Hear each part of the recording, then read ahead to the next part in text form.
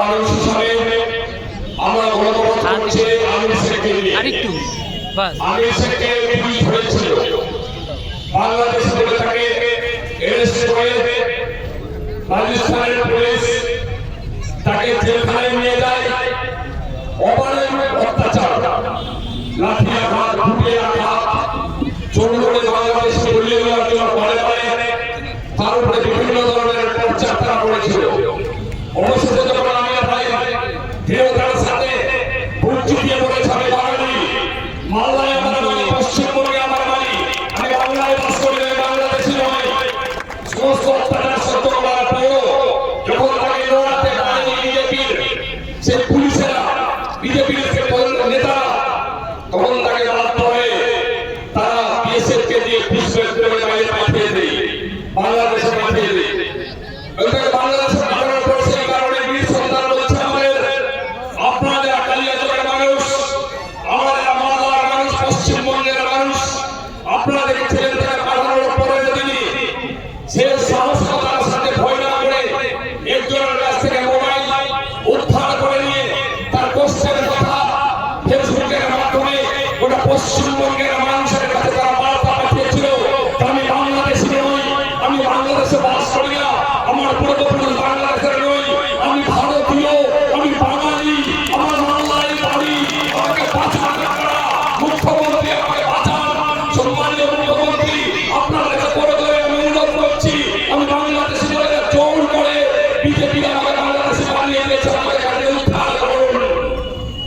যে সাহসটা সেখানে করেছিল, অন্য কেউ থাকলে হয়তো সেখানে আত্মসমর্পণ করে দিল, হয়তো প্রাণে মারা যেত, হয়তো পুলিশের গুলিতে মারা যেত, সাহসিকতার সাথে আজকে প্রমাণ করেছে সে বাংলার ছেলে, আজকে প্রমাণ করেছে সে কালিয়াচকের ছেলে, প্রমাণ করেছে সত্যিকারের বাঙালি, যে বাঙালির জন্ম হয়েছিল স্বাধীনতা সংগ্রাম এর সময় বিনয় মধ্যবর্তী প্রতিরাম বোস পুঁজি দিয়ে মাঠ পুজো করে ইংরেজদের বিরুদ্ধে চিৎকার করে বলেছিলেন আমি বাঙালি, আমার দেশকে স্বাধীন করতে হবে, আমি লড়াইয়ের ময়দানে দাঁড়িয়ে থাকবো। ঠিক একইভাবে আজকের দিনে প্রতিরাম বোসের মতো আমাদের আমির শেখ বিজেপির কাছে প্রমাণ করে দিয়েছে, আজকে বিজেপি সাম্প্রদায়িক শক্তি, স্বৈরতান্ত্রিক শক্তি, মানুষ মারা শক্তি, যে সেই শক্তিকে প্রমাণ করে দিয়েছে যে বাঙালিরা কোনোদিন কারো কাছে মাথা নত করে না, বাঙালিরা কারো কাছে কোনোদিন মাথা নত করে না, নতি স্বীকার করে না।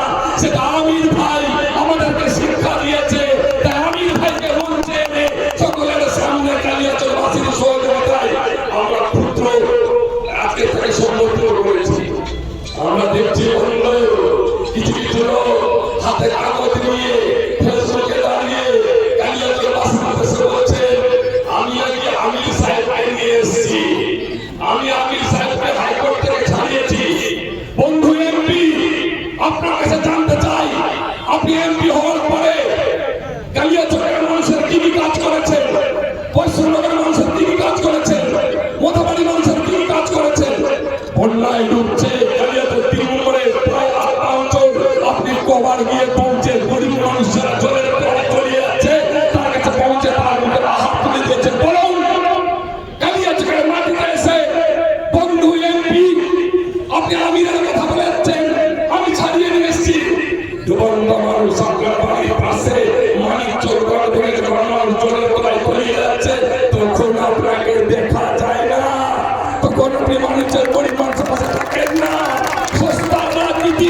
সস্তা রাজনীতি করার জন্য সুধাপুরের মানুষকে, কালিয়াচকের মানুষকে, ইংরেজ বাজারের মানুষকে বোকা বানাতে চাইছেন, আমির শেখকে সামনে রেখে আবার বিধানসভার ভোট করতে চাইছেন। যেভাবে লোকসভার ভোটে মানুষকে ঠকে, মানুষকে ভুল বুঝিয়ে ভোটে জিতে এমপি হয়েছেন, আবার ভাবছেন আমিরকে হাতিয়ার করে নিয়ে আমি আবার হয়তো আমাদের এমএলএদের বৈতরণী পার করবো। আমাদের মুখ্যমন্ত্রী আপনারা বারে শুনেছেন, মমতা ব্যানার্জি বারে হুঙ্কার দিয়ে বলেছে একটা বাঙালির গায়ে যদি আচর পড়ে আমরা কেন্দ্রীয় সরকার, বিজেপি সরকারকে কোনো মতেই ছাড়বো না। বারে তিনি বলছেন আমির ভাইয়ের জন্য গোটা পার্টি, তৃণমূল কংগ্রেস, গোটা সরকার, মমতা ব্যানার্জি নিজে বারে খোঁজ নিয়েছেন আমাদের মাইগ্রেন্ট লেবারের যে দেখাশোনা করেন সামিনুল ভাই, যে সামিরুলকে দিয়ে এমপি সাহেব তাকে দিয়ে পাওয়ার চেষ্টা করে কেন্দ্রীয় সরকারকে বাধ্য করে দিয়েছেন যে আমির শেখ যদি ঘুরে না আসে সেখান থেকে ফিরে না আসে তাহলে বৃহত্তর আন্দোলনের মধ্যে দিয়ে কেন্দ্রীয় সরকারের এই চেয়ার সেই চেয়ারের প্রত্যেকটা পাকে ঠেকে দেওয়া হবে। মুখ্যমন্ত্রী ঘোষণা করেছেন, বাধ্য হয়েছে নির্লজ্জ কেন্দ্রের একটা মোদী সরকার, বাধ্য হয়েছে নির্লজ্জ বিজেপিরা। তারা দেখেছে যদি আজকে এখানে আমির শেখের বাড়ি এখানে তারা খোঁজ নিয়ে রেখেছে, তার পূর্বপুরুষরা দীর্ঘদিন ধরে কালিয়াচকের জালালপুরের মাটিতে তারা এখানে বসবাস করে। আজকে যদি আমির শেখকে ফেরত না নিয়ে আসি তাহলে মানুষের জনবিস্ফোরণ ঘটবে, সুজাপুরের মাটিতে বিস্ফোরণ ঘটবে, কালিয়াচকের মাটিতে বিস্ফোরণ ঘটবে, গোটা এলাকা ধরে পশ্চিমবঙ্গে বিজেপির রাস্তে নাবুদ হয়ে যাবে। তাই তারা ভয়ে পা ধরে মোদীকে বলেছে আমির ভাইকে এনে দাও, না তো তৃণমূল কংগ্রেস আমাদেরকে ছাড়বে না, তৃণমূল কংগ্রেস আমাদেরকে খতম করে দেবে। তাই কেন্দ্রীয় সরকার নির্লজ্জর মতো বেহায়ার মতো মুখে চুনকালি রেখে আমাদের আমির ভাইকে, আমাদের বীর সন্তানকে এখানে ফেরত নিয়ে এসছে। কোনো এমপি নিয়ে আসেননি, ওরকম আমিও পকেট থেকে সাদা কাগজে বের করে দেখিয়ে দিতে পারি আমির ভাইকে আমি নিয়ে এসছি। ওটা একটা ভাউতাবাজি, একটা ঠগের জিনিস, মানুষকে প্রতারণা করার জায়গা। আমির ভাইকে পশ্চিমবঙ্গের মুখ্যমন্ত্রীর চাপে, পশ্চিমবঙ্গ সরকারের চাপে আজকে তাকে এখানে আনতে বাধ্য হয়েছে। আমরা ঘোষণা করছি আজকে এখানে দাঁড়িয়ে এই মঞ্চ থেকে আমাদের পরিযায়ী শ্রমিক যারা কাজ করতে চান তারা কিন্তু কেউ ইংল্যান্ডে যান না, তারা কিন্তু কেউ আমেরিকাতে যান না, তারা কিন্তু কেউ বাংলাদেশে যান না, তারা কিন্তু কেউ পাকিস্তানে যান না। এদেশ আমার বঙ্গবন্ধু আন্দোলনে বলে আমরা এই দেশ পেয়েছি।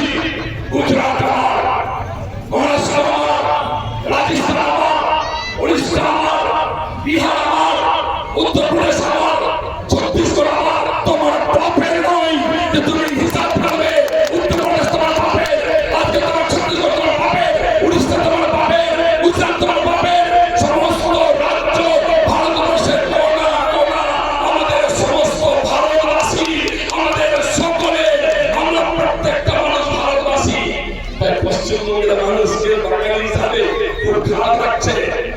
বাংলার মানুষ বিশেষ করে, মুর্শিদাবাদের মানুষ বিশেষ করে, আজকে উত্তর দিনাজপুরের মানুষ বিশেষ করে আমরা খুব খারাপ বাংলা ভাষায় কথা বলি। তাই আমাদেরকে সহ্য হচ্ছে না, আমাদেরকে তাড়াতে হবে, ভাগাতে হবে। আমরা সব বাংলাদেশি, আমরা তো সব ভারতীয়, তোমরা সব আন্দোলন করে দেশ নিয়ে এসছো, আমরা বাইরে থেকে উড়ে এসে বসে গেছি। আমাদের এখানে পূর্বপুরুষরা স্বাধীনতার আগে থেকে এক একটা পরিবার সিঙ্গাপুরে আছেন, যাদের পরিবার 300 বছর ধরে এখানে বাস করে। তাকে বলছেন আপনার বাপের আপনাকে জন্ম সার্টিফিকেট দেখান। আমি বলেছিলাম একটা জায়গায় অনেকের গায়ে লেগেছিল, হ্যাঁ দেখাবো আমরা জন্ম সার্টিফিকেট। তাহলে মোদির বাবারও জন্ম সার্টিফিকেট দেখাতে হবে। আমরা বলেছিলাম অমিত শাহ বাবার সার্টিফিকেট দেখাতে হবে। বিজেপি যারা এখানে বাস করছেন তার বাবার সার্টিফিকেট দেখাতে হবে। 300 বছর আগে কি সার্টিফিকেটের ব্যবস্থা ছিল? অর্থাৎ ইচ্ছাকৃতভাবে এনআরসি চালু করার জন্য, ভুল পথে মানুষকে দেশ থেকে বিদখল করে দেওয়ার জন্য এটা ক্ষীণ চক্রান্ত করছে বিজেপিরা। এই বিজেপির বিরুদ্ধে রুখে দাঁড়িয়েছেন মমতা ব্যানার্জি। মমতা ব্যানার্জির হাতকে শক্ত করতে হবে, মমতা ব্যানার্জির পাশে দাঁড়াতে হবে। আর যারা মানুষকে ঠকাবার দিয়ে বলছেন আবার বিধানসভা ভোটে মানুষকে ভুল বুঝিয়ে ক্ষমতায় আসার শুধুমাত্র চক্রান্ত করছেন, তাদেরকে রুখে দেওয়ার দায়িত্ব নিতে হবে।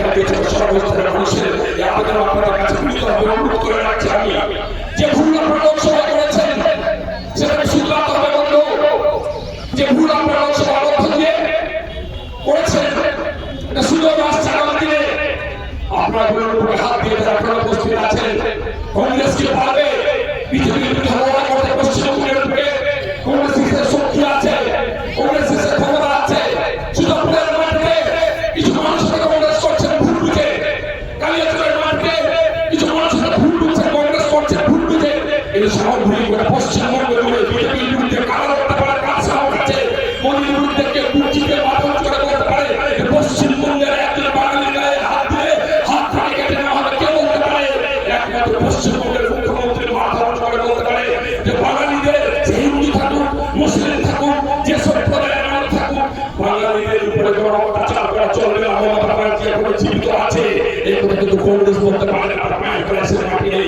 আজকে সিপিএম এর কথা বলতে পারেন আপনি একটা সিট হারিয়ে দিবেন, তাতে দিয়ে মমতা ব্যানার্জিকে হারানো যাবে না।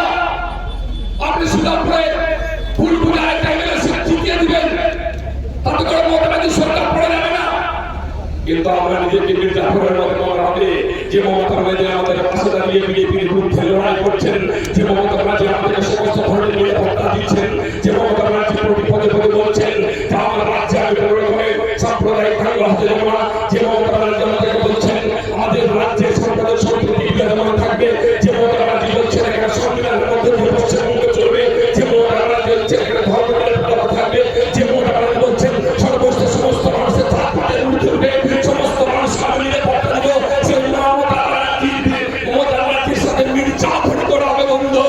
যদি আগামী বিধানসভা নির্বাচনে আবার ভুল করে যদি আমরা ভোটটা কংগ্রেসের পথে ফেলে দিই, সিপিএম এর পথে ফেলে দিই, তাহলে মমতা ব্যানার্জির সাথে আরেকবার মির্জাফরি করা হয়ে যাবে।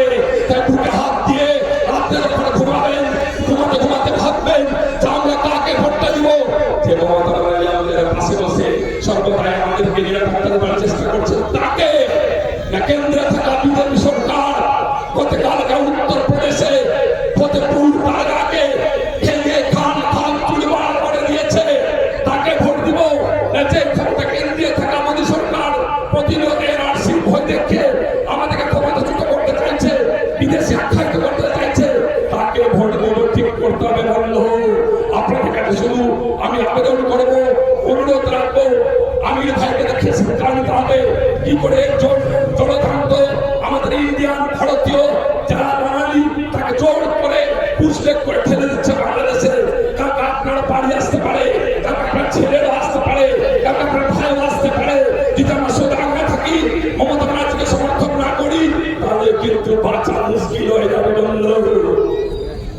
আর বন্ধু বিজেপি তোমাকে বলে দিতে চাই, তুমি শুনে রাখো,